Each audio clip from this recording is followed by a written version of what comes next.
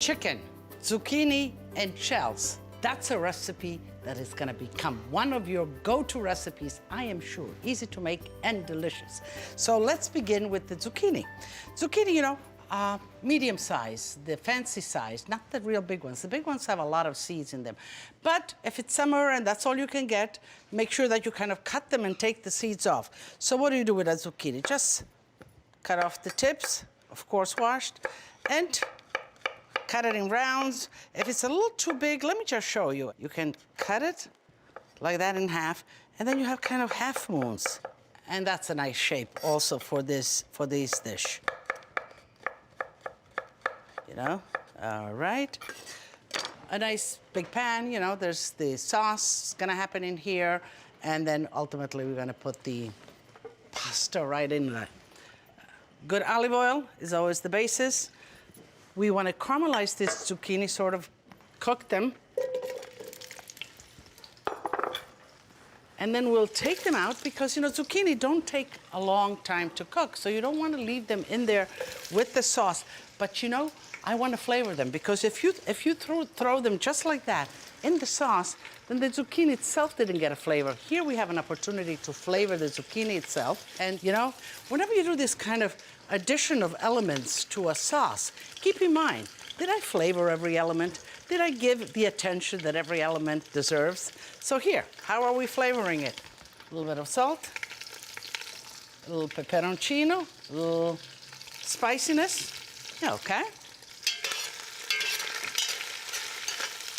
So after the zucchini get flavored, we will put in the chicken breast. I like thighs. I mean, you can put whole chicken wings in here. You can put all those kind of goodies. Just keep in mind that the cooking time of each piece of meat is different. So if you have thighs in there, let them simmer a little longer before you put the zucchini back in there. Pasta. Here we have shells.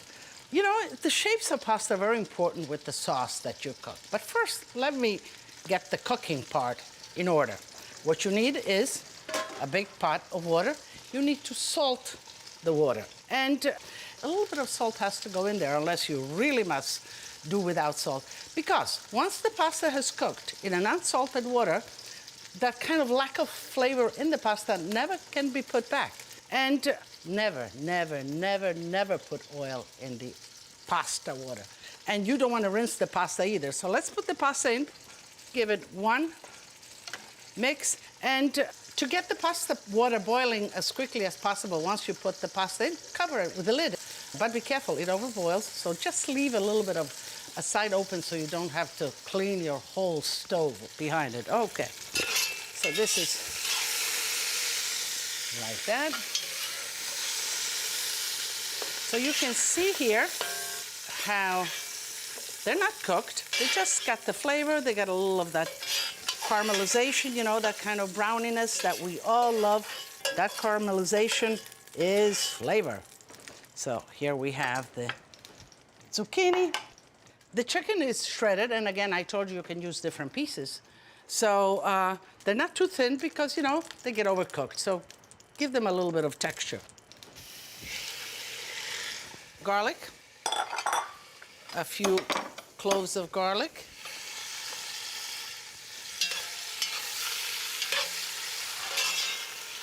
Okay, so the chicken is browning now, getting the flavors, and of course, we need some tomatoes for the sauce. So what you want is, what makes the great sauce, the best sauce, I think, is pomodoro from San Marzano tomatoes. So let's see, San Marzano are these wonderful long tomatoes. Well, they're good because they're meaty. They have little juice, and juice is acidity, and they have very few seeds. Crush it like this with your hands, feel your food. The chicken looks slightly browned. Now, when the tomatoes are nice and sweet like that, they don't need an extra long cooking time. Now, I love scallions. Scallions are available year-round.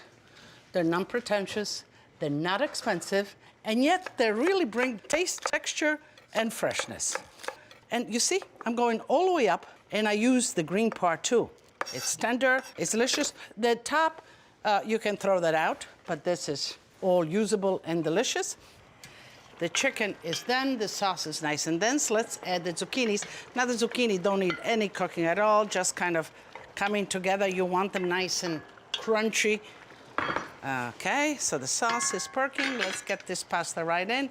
Shake the excess water right out of it. And I always kind of undercook just a little bit the pasta. You know, us Italians really like it al dente. So if you undercook it a little bit, you put it in the sauce, and you kind of finish cooking it in the sauce itself. Just like that. This is, I think, just enough. I'm gonna shut off the fire, and I'm gonna add cheese.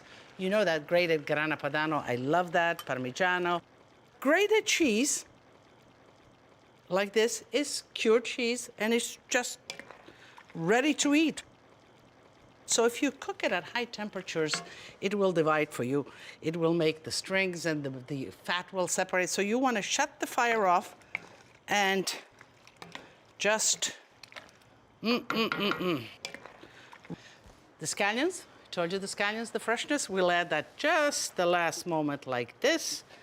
And by the time it gets to the table, they will be just kind of wilted, but still have that freshness, that cream freshness to the plate. I like bowls for pasta because the pasta stays in there, stays nice and cuddly and warm. And so while you're eating it, it's not on a flat plate all over the place and getting cold. You're cuddling your pasta so it stays warm for you. Like this, you certainly could portion your pasta just like I do, or you can bring the whole pot, family style, nice and warm. I put a coaster and I bring the pot to the table. So here we are. Just a little bit of last minute cheese. Let me taste some of it. Delicioso. Che buono. That kind of simple taste. There's a little zest. We put a little peperoncino. The pasta just took in all of the flavors. I guess it's just a perfect Italian pasta dish.